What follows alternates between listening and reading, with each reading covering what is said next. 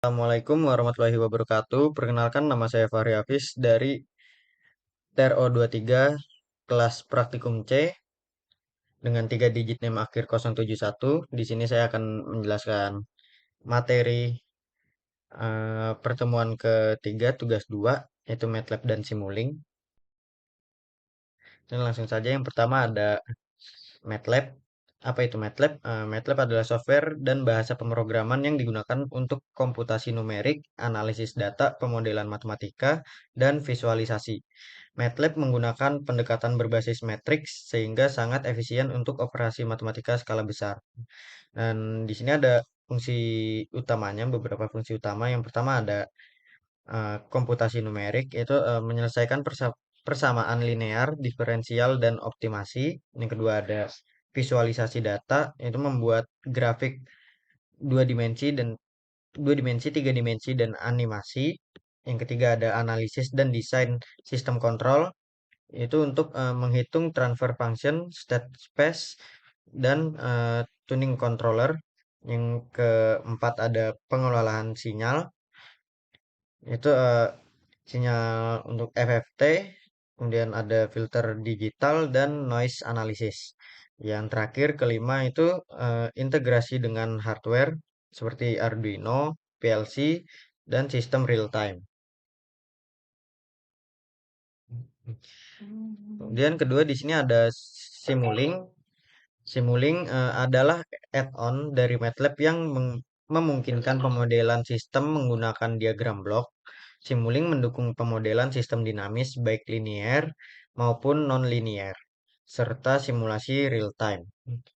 Nah, keunggulannya adalah desain berbasis drag dan drop, kemudian eh, bisa diuji dengan hardware, kemudian mendukung berbagai domain, yaitu mekanik, elektrik, hidrolik, kontrol, dan komunikasi.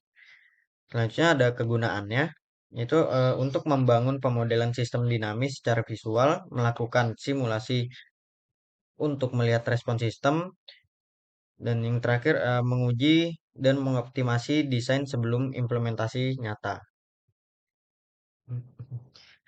Selanjutnya ada modeling dan simulation. Apa itu modeling? Modeling adalah proses membuat representasi matematis dari sistem nyata, biasanya dalam berbentuk persamaan diferensial atau blok diagram. Yang kedua ada simulasi, itu menjalankan model pada komputer untuk melihat perilaku sistem terhadap masukan tertentu. Yang ketiga di sini ada manfaatnya juga, yaitu yang pertama menghemat biaya eksperimen, kedua menghindari resiko kerusakan pada sistem nyata, yang ketiga memungkinkan eksperimen dengan berbagai parameter, yang keempat digunakan dalam pendidikan, industri, dan riset. Dan selanjutnya ada dasar sistem dinamis. Nah, di sini dasar sistem dinamis adalah sistem yang keluarannya berubah terhadap waktu, perilakunya dapat dijelaskan menggunakan persamaan diferensial. Dan di sini terbagi menjadi dua. Itu ada Laplace Laplace transform.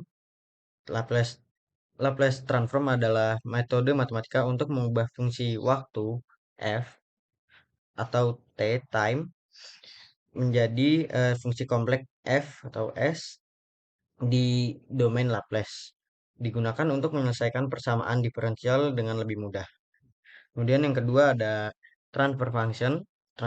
Transfer function adalah rasio antara keluaran dan masukan sistem dalam domain Laplace, berfungsi menjelaskan bagaimana input diproses oleh sistem menjadi output dan memudahkan analisis respon sistem terhadap berbagai jenis input seperti step, ramp, dan impulse.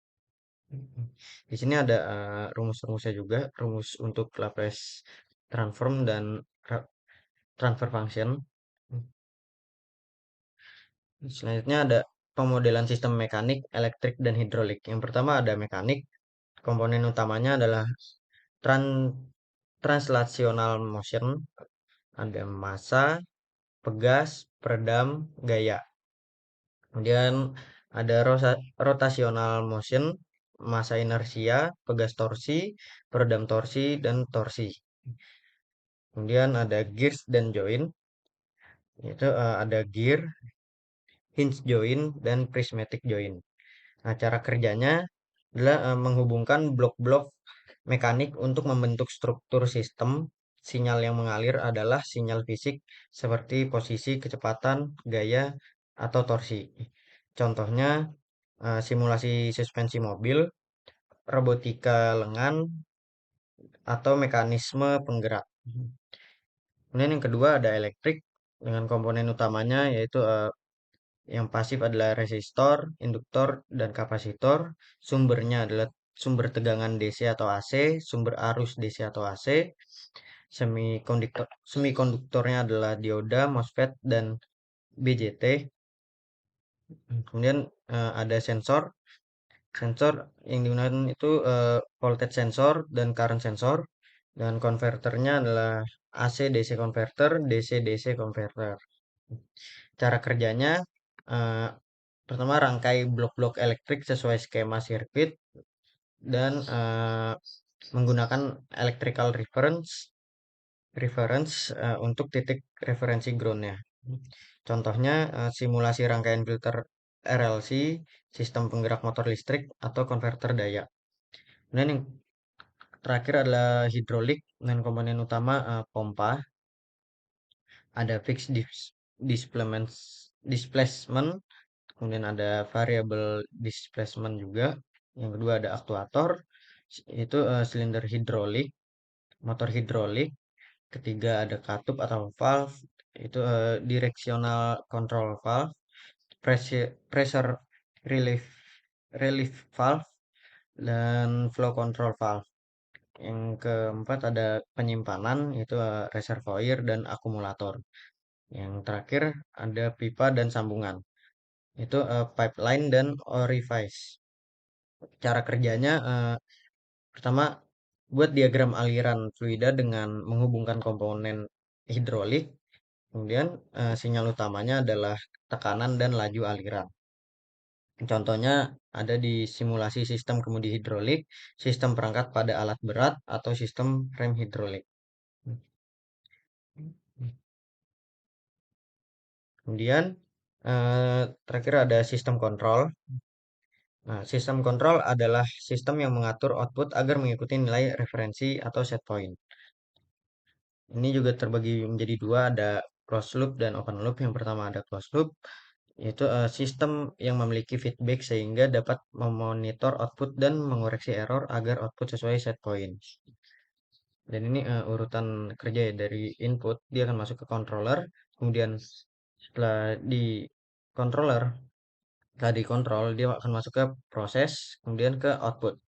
Dari output ini akan balik lagi ke feedback, yaitu masuk ke input lagi. Kemudian yang kedua ada open loop, itu sistem yang bekerja tanpa feedback. Sinyal kontrol diberikan berdasarkan masukan awal saja, tanpa memperhatikan apakah output sesuai atau tidak. Jadi diagram kerjanya juga dari input, kemudian masuk ke controller, kemudian keluar sebagai kontrol sinyal, dan masuk lagi ke kontrol proses, kemudian langsung keluar ke output.